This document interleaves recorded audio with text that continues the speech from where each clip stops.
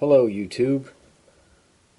Welcome to another MTR Fab video. This is MTR. Today I'm going to revive an old project from last year. This is my remote control lawnmower. If you haven't seen it, please check the channel out. You'll find plenty more videos about it. And there's tons of information about how we got to this point. Here in New England, this is what my lawn still looks like. So obviously not mowing any grass today, but in the near future we're going to need a lawnmower, and I don't want to push one.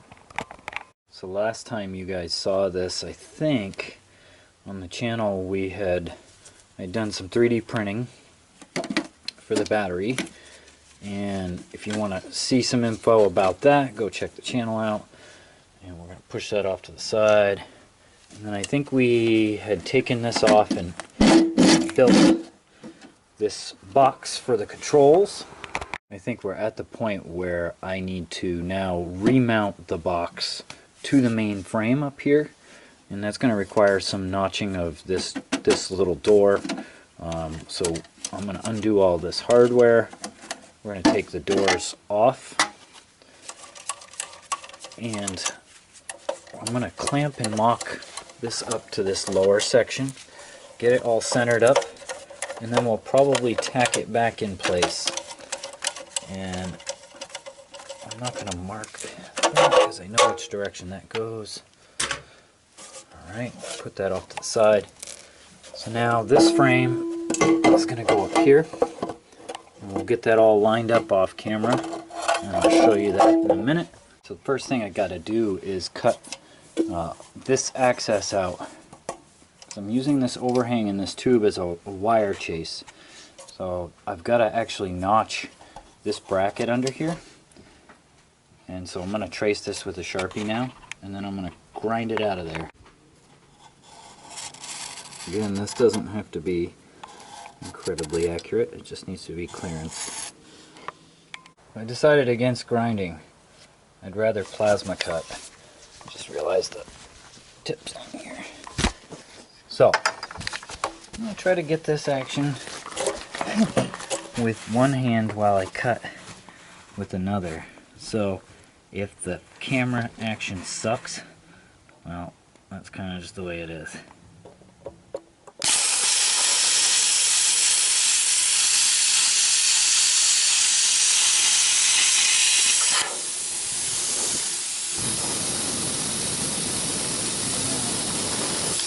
That's much faster than grinding. And if I really wanted to, I was going to say something before, but I should have probably thrown a piece of scrap steel in there, but it's really not that bad.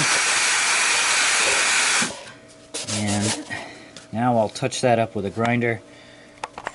More one-handed action.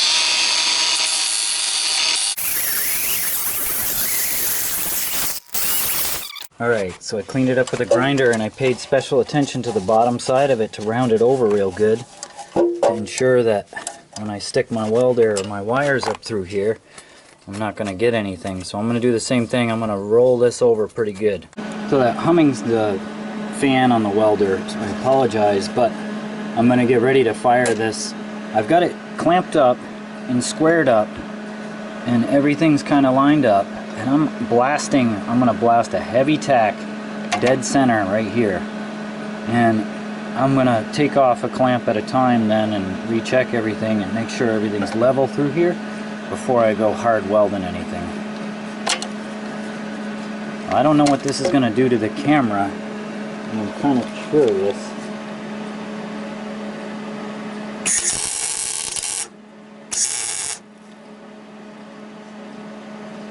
We'll see how well that videos.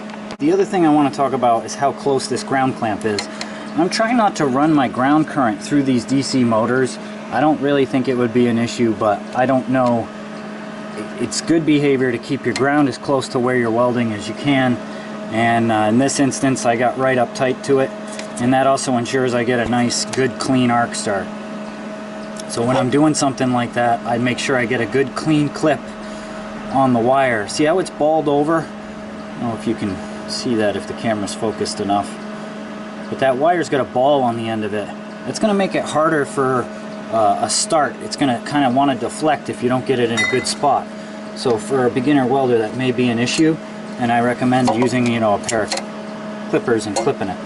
And anytime you've got a cold weld or you're starting welding, it's a good idea to clip it.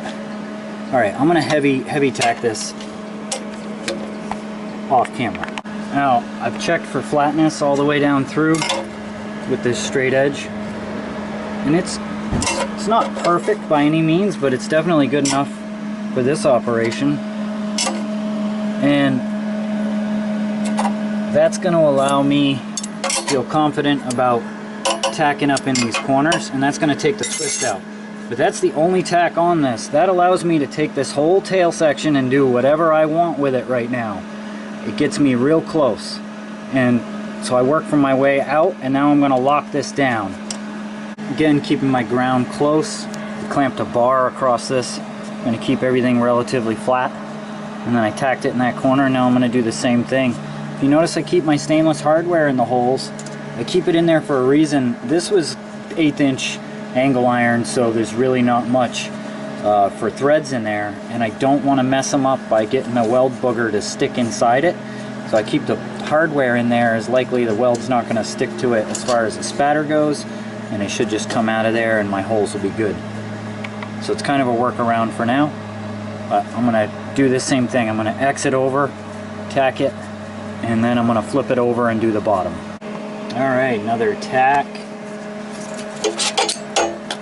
Now we're going to knock this all down, and we'll check out the bottom here in a minute. I do recommend taking a step back, and this is going to look kind of messed up because of the fisheye lens, but I'm looking all the way down the surfaces, see if anything's off kilter.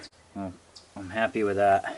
We're going to flip it over and see what we can tack down on the back side. Alright, we got her flipped over. You can see where it's been cut off once before. I'm going to actually run light tacks on the bottom of this, and just in the dead center, and we'll run over them later, but just in case I want to move something, I'm not going whole hog yet.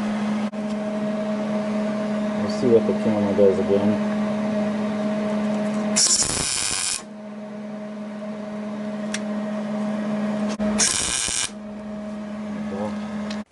Alright everyone, that's it. It's back on there.